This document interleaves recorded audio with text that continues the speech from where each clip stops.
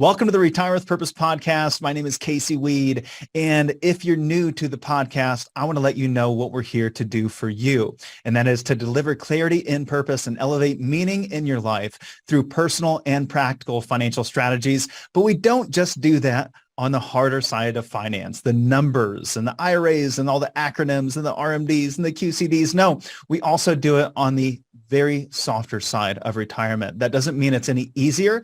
That also means that it's just as important as those numbers and cents of retirement. And in order to provide that content to you, every single Friday, Marshall Johnson and myself, we get together, we cover a trending topic with you, usually out of our Weekend Reading for Retirees email series. And then every other Monday, we provide you a long-form interview with one of our world-class guests to provide a wide variety of different types of content. And as a Weekend Reading subscriber, you actually have the opportunity to co-architect this interview along with us. So if you want to get signed up to receive that weekly email and also have the opportunity to inject your questions into the conversation, all you have to do is shoot us a text, texting the key letters WR to 866-482-9559. With that, I want to introduce your guest for the day. I'm really excited for the story that you're about to hear and all of the steps that we're going to provide you with, or that Jet's going to provide you with today to elevate the experience you're having in your life and in your retirement. Today, we have with us Richard Vertz, also known as Jet. Jet is a retired aviation business executive. So this is a real life retiree. I love having the opportunity to interview people that are right where you are. He has spent 40 years in the aerospace business. He served in the U.S. Navy during the Vietnam era as a U.S. Navy surface officer.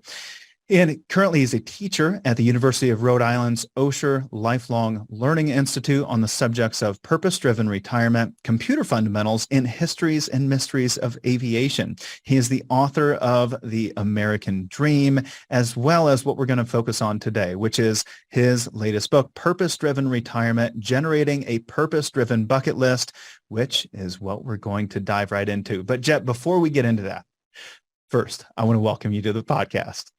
Well, thank you. I'm excited. I'm very privileged to be interviewed by you. Oh, I'm so excited to have you here with us. And I want to jump into, of course, the purpose-driven retirement. But you have such an incredible story. I want to make sure others know what life's been like for you, because I think that shapes the way that you think about life and why you do a lot of the work that you do today. And I want to take this all the way back. When I'm looking at your bio, I understand that during the Korean War, you lost your parents. You were 5 years old. And you lived in the Korean streets. You lived in orphanages until the age of 11, where you were adopted by an American GI and immigrated to the United States. So you spent 6 years of your life there, age 5 through age 11. I'm wondering what that experience was like. I'm curious how that experience has shaped your life and made you develop some of the passion that you have today. Well, actually, I would say my life was shaped probably 90% of who I am today is based on what I experienced living in the streets of war-torn Korea and living in an orphanage. Everything I do, I look back as to how that during that period shaped me as who I am today. And what elements of that experience were most impactful? What's the one memory from that time in your life that stands out maybe more than any other? Well, I like to tell a little story. It's a real story and relate to my experience and how that relates to real world situation. When I was first adopted, my town that I lived in was Wisconsin, and my adopted mother wanted me to go and learn English by just interacting with kids, right? So I was 11 years old when I first came to States, and very first day, she brought in 5 other 11, 12 years old kids. And here's a new guy in the block. Go and, play whatever you want. So what they did was they took me out to play tackle football. 11, 12 years old guys playing tackle football. In Wisconsin, football is a real big deal because of Green Bay Packers during that time. And I did pretty good. I did very well. And that's where I picked up my nickname, Jet. They, at first they were calling me Chang, whatever. And later on, my adopted mother found out that they were calling me Ching, and I didn't care. And my adopted mother said, no, absolutely not. Don't call him Ching. So they decided to call me Jet. Anyways, I left that town and went to college and came back. I met up with the guys and having a drink. And I asked the guys, hey, by the way, one thing that you guys gave me my nickname, Jet. And I just like to know why you call me Jet. And they said, well, when you're playing football, you are so good. You can run and you can dodge around people so well. And you must play football when you were in Korea. I said, oh, no, I didn't even know what football was. I said, we play soccer. I have no idea. He said, but how did you know how to run so good, and especially how you dodge around people so well?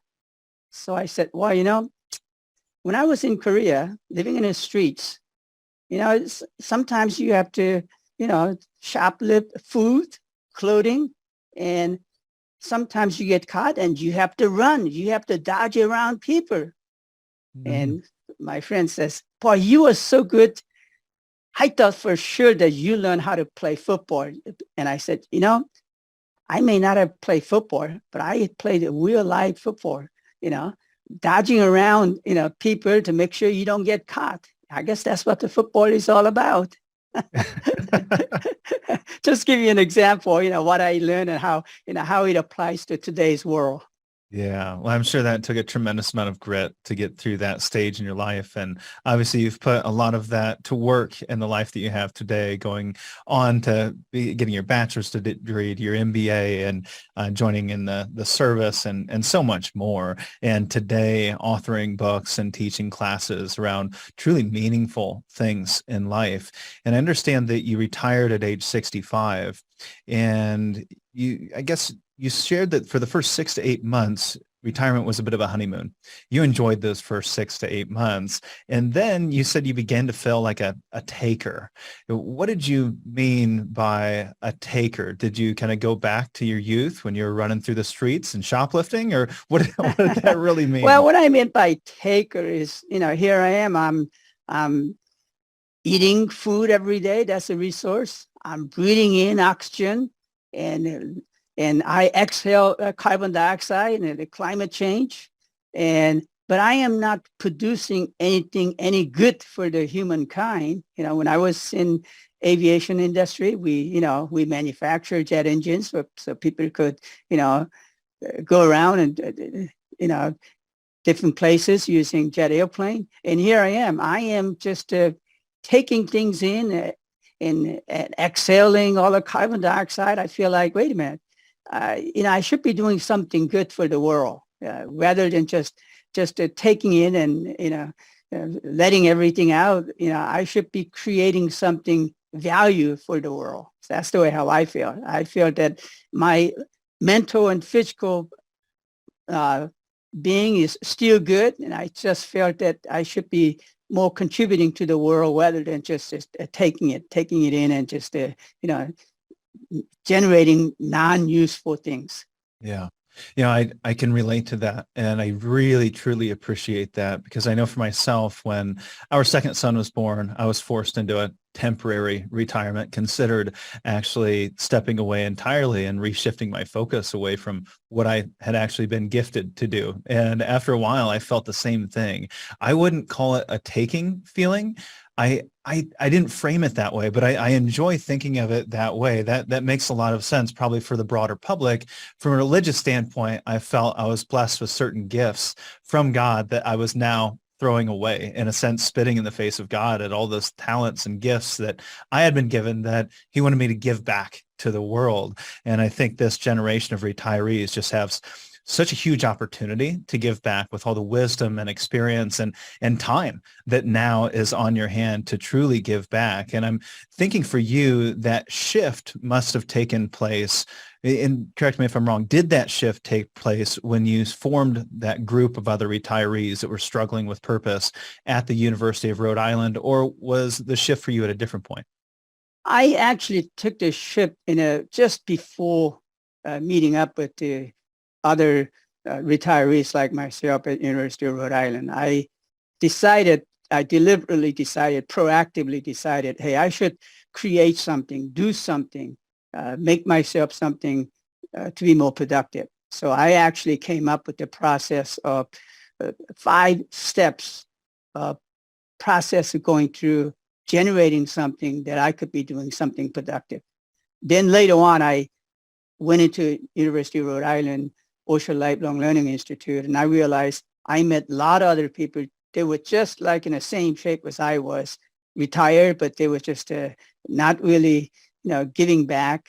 And that's when I decided, I should conduct a class so others could follow through the 5-step process which I went through to develop some purpose-driven things to do. So the development of this group, to make sure we have the timeline right, the development of the group itself, that came prior to teaching the class or setting up the class, correct? Yes, that's correct. And I know there's other retirees or even pre-retirees, probably more importantly, that are saying, I would like to do the same thing. I would like to be around other people that are like-minded at the stage of my life that I am in, that are thinking about these things, that are actually thinking about purpose and meaning in this next phase of life. And they're not really sure where to start. Could you share your advice to someone that says, I want that. I want to have what Jet created, that group of retirees, a group of pre-retirees struggling with purpose. How do they do that for themselves? What would you say to them? Well, that's a very good point. In fact, the process I went through, the writing a book, really came through with this group of people. And I had sort of my way of doing things. I didn't have a specific 5-step process. I had a sort of steps I went through. I wasn't thinking about, hey, this is what you got to do, step 1, step 2, step 3. But when I got together with the group of retirees, and when I decided to actually conduct a workshop for them to do, then I realized, wait a minute, I just cannot wing it. I better put this thing in writing, step by step. And that's when I actually came up with the 5-step process. And of course, in the beginning, the person that I was working with, I met him at the fast food restaurant for like McDonald's or Burger King's for, every morning we sit down and, hey, this is what I went through. Hey, these are steps I like to, use. And we sort of, worked it out together. And eventually I put everything in paper, and I decided I'll conduct a class. I love how intentional you were at this phase of your life, and that's clearly showing up in the life that you're living today. And it shows up very clearly in your book, which I love the title. So my latest book was Job Optional, but for many of the fans, they remember my original book that was, somewhere around a decade ago, and it was the purpose-based retirement. You wrote the purpose-driven retirement. I love that. You wrote the purpose-driven retirement, generating a purpose-driven bucket list. And I want to kick this off. I think we all have a different concept of what purpose means in our lives. How do you define purpose, Jet? Well, purpose, I define it as something that you are doing just not only for yourself, but also doing something good of the world, good of the community, good for your family. Of course, that includes, something that you want to do for yourself so you can continue to thrive and survive. But beyond that, you want to keep giving back to the country, giving back to the community. That's the way how I see it. And do you feel that, I think for many retirees, this is kind of a new concept. And I think for our listeners, this is natural. Yeah, they're already thinking about these things. However, for some, that word purpose is kind of big and grandiose and maybe even a little woo or fluffy. And some may say, I don't need that. Why do I need to define a purpose for my life? And why can't a life of leisure simply be fulfilling? That's okay too. Life of leisure is okay. However, make sure that that life of leisure has some component in it such that you are not just only taking, but somewhere in that leisure, you're giving back. That leisure could be just babysitting your grandchildren, and helping your daughter or son with, give a break for them to take care of kids. That's the purpose, okay? Mm-hmm. Giving something back. It could be minute as just babysitting, but still that is giving something back just beyond just yourself. Mm-hmm. Yeah, and that's everything that you're saying there. It goes back to one of the things that I believe in. One of our core values here is we're all here to do the one thing. I think we all share the same purpose, that one thing being to help people. It's just how we're uncovering that unique way that we're helping people. And many are trying to figure this out as they go through this next phase. I don't think most really get to understanding this much like you did. We have that first 6 to 8 months of the honeymoon phase, and then we go, uh-oh, I need something else. And then we start thinking about purpose. Then we start thinking about how we're going to really shape this next phase of our life, just like you did. And we had a great question. So what I want to ask, and think about this question in the frame of, when do we start this work? So when do we start this work? And I want to get into answering that question using a question from one of our weekend reading subscribers. It was submitted by Brian. Brian said, I've read that a new retiree should take a year or two to just get used to not going to work every day and see how life settles out before making big decisions about what they should do next. That same source also suggests retiring to something instead of retiring from something. So it makes sense, but is that the right sequence? Should we make these decisions prior to retirement, or do we need to go through this first year or two of just settling in and getting comfortable before we make some of these big decisions? How would you address Brian's question? That's an excellent question. Some of my people who attend my class, I originally thought it would be just all the people like myself retire after 6 months or so, then you come to this class. Yeah. There were several people who came to class just before retiring. 6 months before retiring, they wanted to come to class so they could figure out what to retire to, not from what they're retiring from, okay?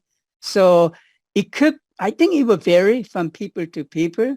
There are people who's much more have a foresight and planning. Perhaps they want to take the class 6 months before retiring so that they could retire to something. But then there are other people like myself, retire, then after about 6 months or a year or so, I need to do something different rather than just, sitting around and walking the beach and doing nothing. So I think it will vary from people to people depending on what stage in their life and what stage in their retirement is. Yeah, I don't know if there's any research around this, but I'm sure you can speak from experience and all the people that you've taught, coached, listened to, friends and family that have went through this process prior to stepping into retirement. They retired to something. Maybe they architected a strategy for what they were going to do every day, the work that they were going to do, the impact that they were going to make, where they were going to volunteer, the business they were going to start, or whatever that might be. And I wonder how many of those people that put that plan together prior to retirement, how often does that actually work? Or do they then put it into practice and you often see, well, that's not the way it was? I have not found anybody who actually put together before they retire. Okay? Really? Yes. Most people tend to take this class after about a year or so after being retired. Right now, I am conducting a class, and one person who's attending class, he's 80 years old. Okay? 80. Okay, he's been retired for about 20 years now, and I asked him, "Geez, you're 80. You could be teaching this class." He says, "No. I've been just floundering around, and I did a lot of things. I accomplished a lot of things after I retired. Guess what? I need to come up with something different beyond just what I've been doing. I've accomplished everything. So I thought I'd come to your class to figure out what should be next 10 to 20 years of my life should be." So that's beautiful. And how often do you see that someone's coming back, they're having these conversations when they're 75, 85, 95, and still understanding that there's work to be done. Yeah. But That's even better amazing. yet, I have one person who's 80 years old who's attending my workshop, and I have another one who has taken my class when I very first time I developed this workshop in 2013. It's a lady. She's retaking the class. And I asked her, well, wait a minute, you attended my first class. Why are you back here? So, well, because I finished everything that I set out to do. I wanted to come back and create another set of purpose-driven thing to do going forward. So That's amazing. And this whole process, and maybe this is what people are coming back to do, they're getting what you call a purpose checkup. So, yes. so can you tell us a little bit about what a purpose checkup is and why it's necessary? Well, purpose checkup is a list of, I have 20 different questions asking them as to which stage their life they are in. And I give them actually put a rating 1 to 5. And from this, what stage in their life they are in, the purpose checkup will actually tell them whether they are living a purpose-driven life they set out to do. And checkup will give them a somewhat of a sort of a checkup as a medical checkup is where you are in stage of your physical being. This will give you where you are in your, purposeness of living. Mm-hmm. Yeah. And one of the questions we had from Mark, and Mark, thank you for your question. Mark asked a question, kind of laid out where Mark finds himself right now, spending time in the arts and volunteering, church, et cetera, grandchildren, other activities, and traveling with his wife, et cetera. And he asked about a purpose statement, asking, do I need a purpose statement? And what is a purpose statement? What are your thoughts around purpose statements, if any? I don't think there needs to be a purpose statement. In fact, during my class, during my workshop, I do not ask people to come up with specific purpose statement. Rather, it's what you are doing. How satisfied are you are with what you are doing and how you feel you are contributing back to the society, back to the, to the world. So it would be different for different people. And I don't think one should come up with a specific purpose, mission. If one could do that, that'll be fine. But I believe that could change. So don't come up with some statement that you are tied into it, but be somewhat more fluid as you go along.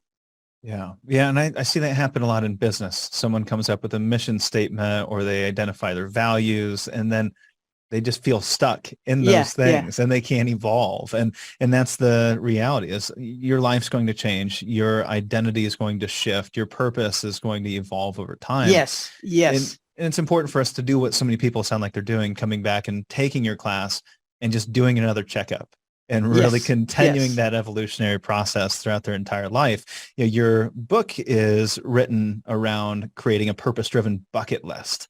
And I wanted to ask, as we get into the bucket list structure and your step-by-step process there, why did you choose bucket list?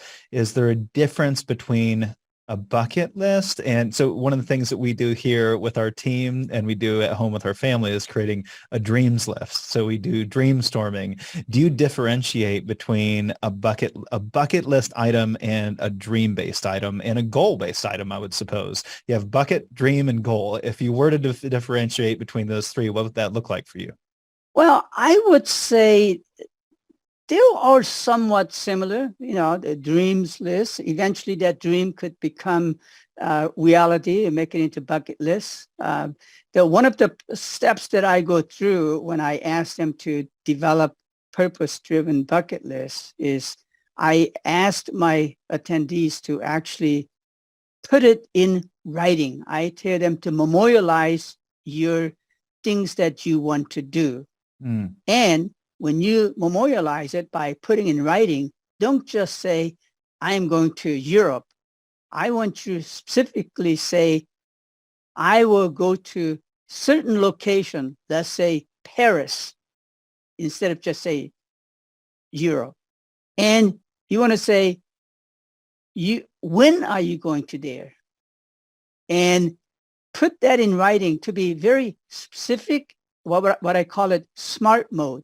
Be very specific, something that is immeasurable, something that you could do. something that is achievable. For instance, if you're on a wheelchair, don't say you're going to run a marathon, okay? Okay. Mm-hmm. And something, that is a realistic. And finally, put it in writing that it is a time bounded. So instead of just saying, I'm going to Europe, say that I am going to Paris on 2024, such and such time frame. When I'm there, I'm going to spend 1 week and go to the Louvre or whatever museum they're going to have. Be very specific. That's, I ask people to actually put that in writing and memorialize it by putting in writing. Mm-hmm. And these things sound more like goals, right? These are Yes. goals because they Mhm. they're achievable, right? And, Yes, many instances, dreams that takes you out of your comfort zone. Now you're thinking about right. things that may not ever be possible, but you're putting those things on a list to help yourself dream. But I see there's benefits of both of these things. And I think that goes along with Gary's question that he submitted for us, asking about the purpose-driven bucket list containing easy targets, or are they large goals? How big are these goals? Are they tiny goals? Are they big goals? Are they medium-sized goals? How do you measure those things, and just how grandiose should they be? Well, it would depend, depending on, if you have enough resource to circumnavigate the world, yeah, you can put that in there. But if you don't, then yeah, you can say, hey, you just kind of go and visit San Francisco. So I think it will be different for different person, Mm-hmm. depending on where they are, what stage in their life, and what sort of financial resource they have, and how physically fit they are. Well, and maybe we're getting ahead of ourselves there and starting to think about those things, because that the first step to your 5-step process is to spend time reflecting on your life from birth to your current state by plotting your life on a graph called a lifeline. Okay. I love this idea. I love a good graph. I love a lot of the things that you put together, because I'm very engineer minded. I always worked really well with engineers because that's the way my brain works. And I love a good graph or a good chart. So what does this chart look like? How do we go about graphing our lifeline or charting our lifeline on a graph? So let me first explain why I came up with the lifeline. As I indicated to you, myself and my friend, we were talking about how persons should reflect to figure out who they are. Knowing who you are will help you to make yourself what your future will be. And first thing I did was I asked him to, why don't you write down something, your past? And typically when you ask them to do that, they will actually write an autobiography. It becomes too long. And I asked them to share that. It just becomes too long a story. So being an engineer, I said to myself, we got to find a way to make this thing much shorter, make it simple, make it into a graph. So I asked them to, I tell you what, instead of writing an autobiography, I went through put it in a plot, X, Y coordinate of your life. And X coordinate is years since you were born to today by, every year. Then Y coordinate is joy, sorrow index. Most joyous period in your life will be 10, and most sad point of your life because somebody died or you got divorced. Let's say that could be lowest point is 0. Then I tell people to, okay, instead of writing your autobiography, I want you to plot your life in a graph. And any events that you come across, when you were born, you didn't have a choice of you had to be born or not. So I want you to make that to be 5. Okay. From that point on, tell me which point in your life you were most happiest. And I want you to rate it. Is the happiest point will be 10, saddest point will be 0, and plot your life in that order. The key eventful dates, not every year, just a key eventful years, or eventful period, okay? And connect that in a line by XY is the coordinate line. And I tell people to, okay, now come to the class. Now use your lifeline to explain your life. In other words, it's almost like writing an autobiography, except they get to put that in a graph form and make sure that I tell them to make sure you do not have any more than 15 eventful points, either it's joyous point or sad point that they get to explain. And by doing so, they would have to sort of go through whole their life at what happened. They have to go through from, the things that they remember. And by doing so, they will be able to figure out who they are, reflecting on their life. What point was so high point that they were so happy? What point was so sad that they don't like to encounter that again? And after going through the whole process, I tell them to summarize their life by listing what are their core values? What are their strengths that made them be successful in some points? And what are their weaknesses? And I give them to they would actually explain that. By doing so, they'll be able to reflect their life, the past, as to what type of person they are. And I asked them to put in also at the end, what are some of your passions that you want to, passionate about? Is there any unfinished business that you like to do? Perhaps you might want to do during the retirement period. And they would actually write all those things down. That's a step number one, reflecting their life and listing what they were good at, what they were not so good at, what were their passions. Perhaps there's something they like to do it again. Then we go to step two. Before we go to step two, let me ask you, I'm curious about a couple of different things. One, as we were just sitting here, I'm going, well, I'm going to do it. So I kind of plotted things out I came up with a little I like chart that looks at something like that. Mm-hmm. It starts off at a 5, it gets better, then it gets terrible in high school. And then, it goes up from there. It's really good. Yeah. We got a sick kid. It goes way down and then it goes way out. Do you see is there a standardized pattern that you've seen as you've seen so many people do these? Is there kind of a rhythm to the patterns that show up in people's lives? Yes. Typically, they are happy when they graduated from high school, graduated from college, okay? And when they get a first job, when they get a first house. Most people have a sad point when their mother or father passes away, their best buddy dies, or they get divorced. So, there is it definitely goes up and down. Okay. No one is a straight line. No one's a straight line. No. And whether you believe it or not, I had 2 people retook my class because of Lifeline. I asked them, why are you taking, and all those who take my workshop, I asked them, why are you doing it? And 2 of them said, I came back because I feel like I cheated on my Lifeline when I was drawing the Lifeline, explaining this to class. So I wanted to do this one right this time.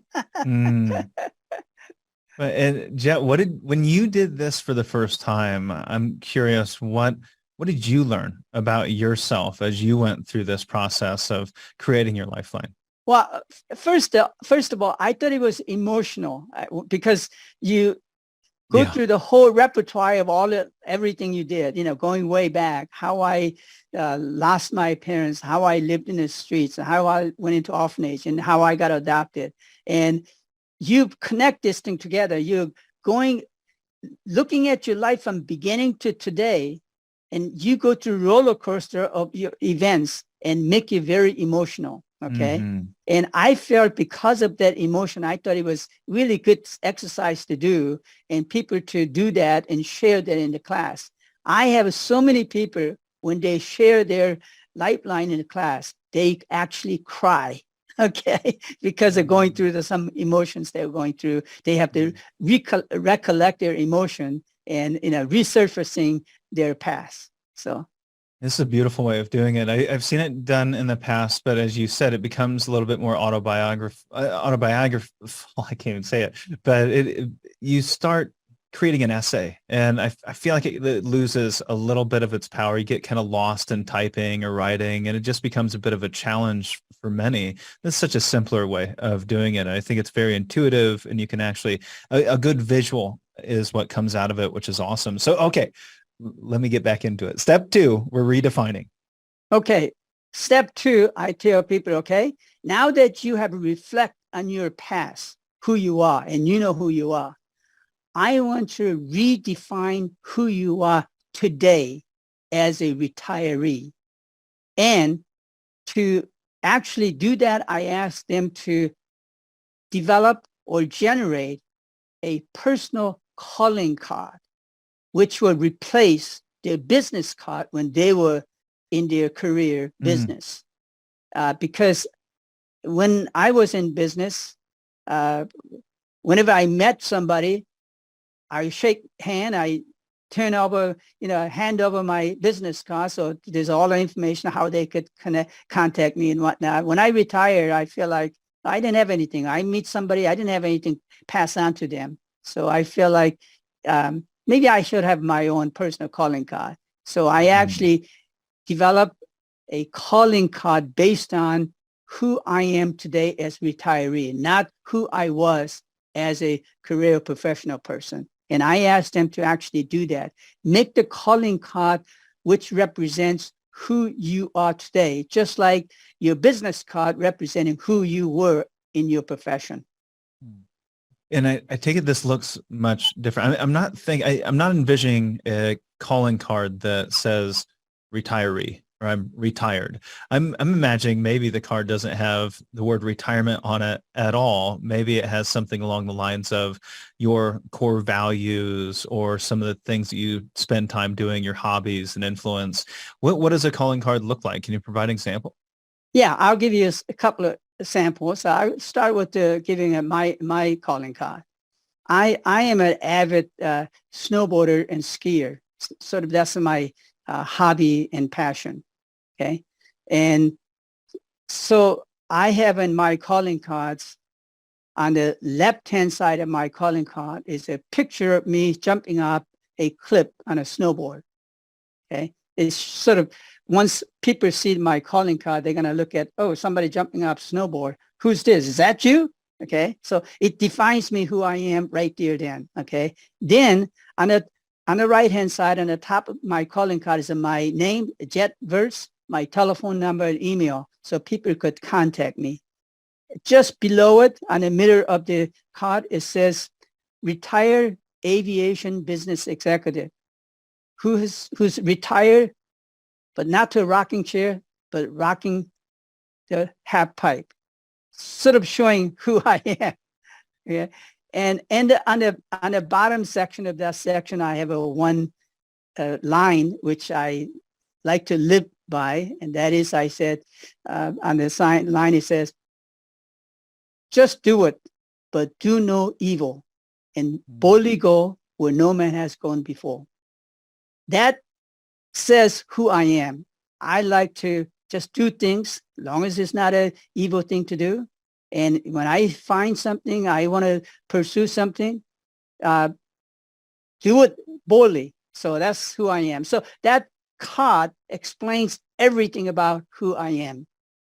Mm-hmm. Well, it missed golf. I mean, I understand you're an avid golfer too. So yeah, and I have people make those kind of cards all the time. Okay. And there's a couple of things there. One, you have to understand just how inspirational this guy is, and the goals that Jet has set have not been small goals. One of those things that Jet did is he set this goal to ski 50 ski resorts on 5 continents in 5 years. He started in 2013, ended in 2018. So he actually did that. He actually accomplished that, which is really amazing. And number 2 is, what I see there is I don't feel like you created an entirely new identity for yourself in that calling card. You brought a lot of things forward from your past into your present, and it wasn't a redefining of who you are necessarily, or a development of an entirely new identity. What are your thoughts on that? As so many say, well, when you step into retirement, you need a new identity, but I don't know that I really feel that that's what you did. You're right. Maybe I should rephrase it. When I say redefine, it's just a defining who you are today, rather than really redefining. What I said in a calling card is who I am. Mm-hmm. It's really because when we are in a professional career, the business card pretty much defines who you are. Hey, this guy works in the financial field, or this guy works in the aerospace business. But I am no longer that.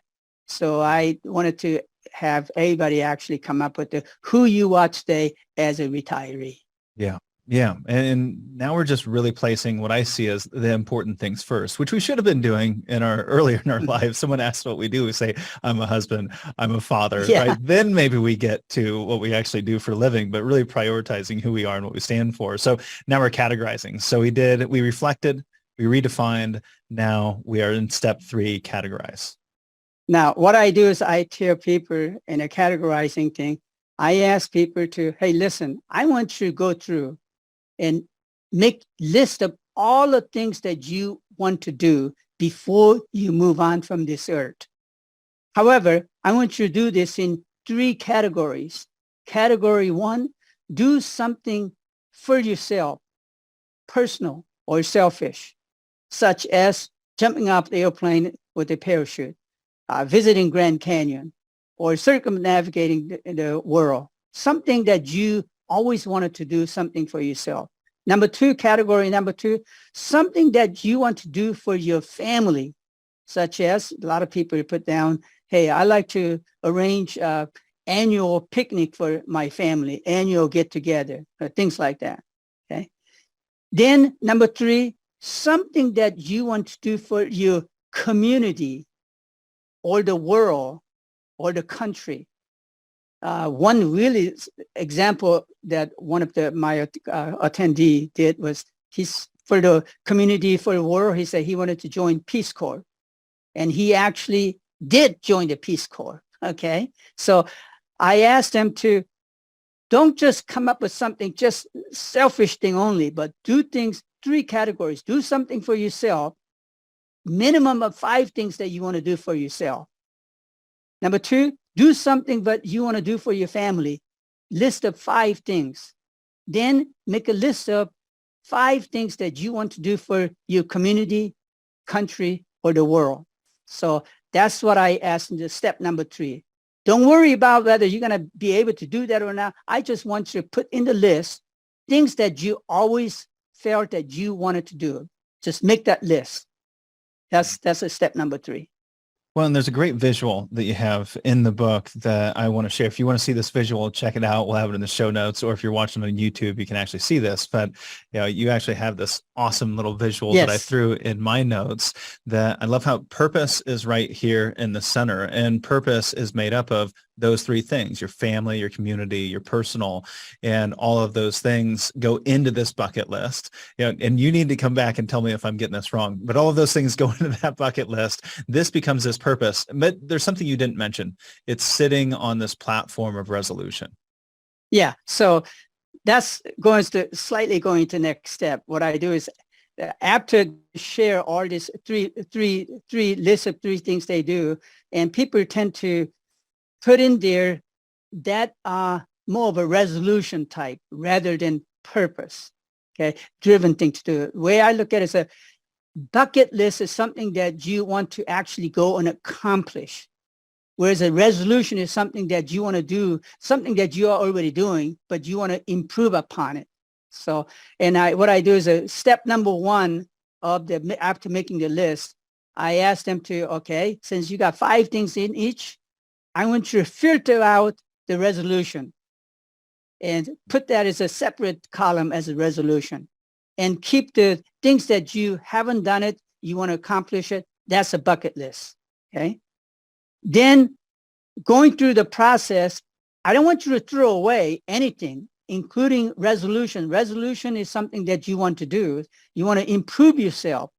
For instance, you say, hey, I want to go exercise, instead of just walking the streets, I want to actually run, so that's a slightly different tune to it. And it's good that you want to have a resolution to improve yourself. So essentially the list of 3 things becomes 4 categories: things that you want to do for yourself, for family, and the country and the community and the world, and the resolution on the bottom as to, hey, things that I'm already doing it, but I want to improve upon it, make it to be better. I love that. And I hope as you're listening to this, I hope that you're not just listening to this. You're receiving a college level course here. So listening, pausing, doing the exercise, going back, listening, pausing, doing the exercise. I think this can be massively impactful for so many. So we got step number 1, reflect; 2, redefine; step 3, categorize. And now we're on to step 4, memorialize, which I know you you already touched on this to a degree, but let's make sure we keep things in order here. And I know you gave an example of what this looks like, but I guess the question might show up in asking ourselves, all right, I have this list. Which one of these items gets memorialized, and how do we accomplish that? So what I do is step number 4. Okay, now that you got this list of 4 items, I want you to pick out 2 items from each category, and I want you to reflect on those 2 items. I want you to actually do some research to see whether you could really accomplish that, okay? Then I want you to put that in writing in a SMART mode, S-M-A-R-T, okay? Make sure as you memorializing it or putting in writing, make sure it is in very specific term, okay? And it is something that as you write it, make sure it's measurable, okay? And it is something that you could achievable. And it is something that is realistic, that you have a money or you have resource to make that happen. And so you can accomplish this, put that in a time-bounded mode, and put that in writing. So I want to give you an example. One of my personal bucket lists was, I want to ski the world. Well, ski the world. That's kind of very broad, okay? What does that mean? You're going to ski every country, every continent, every ski resort? It's kind of broad. So I actually had to do some research. Number 1, is there a ski resort in every country? And answer is no. Is there a ski resort in every continent? Well, there is a place you can ski in every continent. So I did some research and I found out that every continent has really nice ski resorts that you can go, except 2 continents. Antarctica, they didn't have any ski resort, but you could actually go and ski. You can take one of those cruise. You pay $15,000. They would take you there, 2 weeks cruise. And on one day, they let you luggage you, take your ski up to the mountain and you ski down. So you can actually ski, okay? So I said, yeah, I want to ski the world, but I'm not sure that I want to take a 3-hour hike with the skis on my backpack to go up there. So I said, I crossed that one out. Then what about Africa? So I researched in Africa. Africa actually has 14 ski resorts. Can you believe it? So I went through and I said, hey, which one is the best one? The best one is in Algeria. When I looked at the Algeria ski resort, it reminded me of the little slope ski resort we have in Rhode Island. And I said to myself, I don't want to do that. But there are ski resorts, nice ski resorts in Japan, Korea, China, in Asian continent. There's nice ski resorts in Australian continent, in Australia and New Zealand. Obviously, a lot of ski resorts in America, a lot of good ski resorts in Europe. So I rephrase the ski the world bucket list into SMART mode. And I said, I will ski 5 continents at 50 different ski resorts in 5 years. You see, very specific. It is something that achievable, that I could do, something that is realistic. I could do that within the resource I have. And I did that, and I accomplished that by 2018. And you did all of that without injury.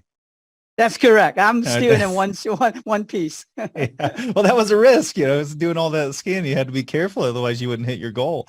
So then we get to step 5. So step 5, our final step here, is to share.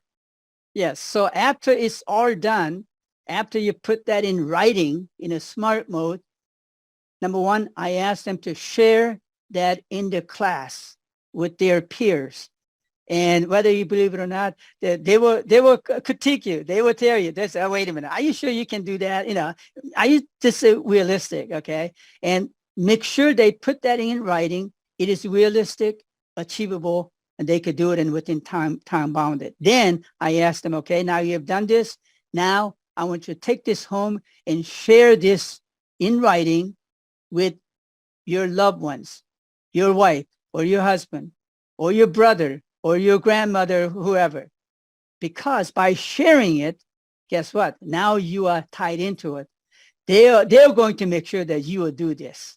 Okay. Now and then they're going to ask you, "Oh, by the way, did you accomplish this?" Okay. So step number 5 is sharing what you have written, a memorialized written bucket list with other people. So they're going to make sure help you to achieve that. Yeah, no, that's great. And I know there's some listening going, "Well, I want to take the class." I don't know is it possible to take your class online? Does it have to have in person? What if someone wants to take your class? What steps should they take? Well, I've conducted this class about 20 times so far now. Most of them I teach here in New England region. A lot of senior centers would sponsor this, and they'll ask me to come and conduct a class in their senior center. I live in Rhode Island. I've gone as far as just outside of New York, White Plains, New York. People wanted to take class, the senior center over there. And I have taken all the way up to Killington, Vermont. They have a senior center over there. They sponsor it. So any organization or senior center, they could sponsor it. And I will come and I will conduct a class. So like I said, I've conducted over 20 different classes. I am thinking of doing this in some sort of a Zoom mode. I haven't done it yet, but I am thinking about it, and I'm pondering as to how I would want to do this. Well, who knows? Maybe we'll be your first sponsor in the state, in the Midwest here. So, well, maybe you can sponsor one. I'll conduct. You sponsor it, you organize it. I'll be happy to do it I at love no it. cost. I love it. Okay. I love it. Let me wrap with this question. You're on the Retire with Purpose podcast. What does it mean to you when you hear the words "retire with purpose"? Well, to me, it means that you have some goal or some reason for living out remainder of your life, rather than just coasting, rather than just being a potato couch. You are doing something and giving back to your community, your country, your family. Thank you for that, Jet. And your book is fantastic. It can walk people through all the things that we discussed here. So we partnered up with Jet to give away that book for free. He wants to impact as many lives as he possibly can. He shared before we got started, he said, "I'm not writing this book to make money. I want to help people." And so we're going to be giving away that book for free for individuals that write an honest rating or review over on iTunes for us. So if you hop on iTunes or you hop in the podcast app and write us an honest review, then all you have to do is text us the word book, B-O-O-K, to 866-482-9559. We'll shoot you a link where you can give us your iTunes username. We can verify your review, and then we can send you your free copy of Purpose-Driven Retirement, Generating a Purpose-Driven Bucket List. Hey, Jet, it's been an absolute pleasure. I know we're impacting so many lives here, and thank you for this time. Thank you. And you can give away all the book you want to. Okay. Thank you. Thank you.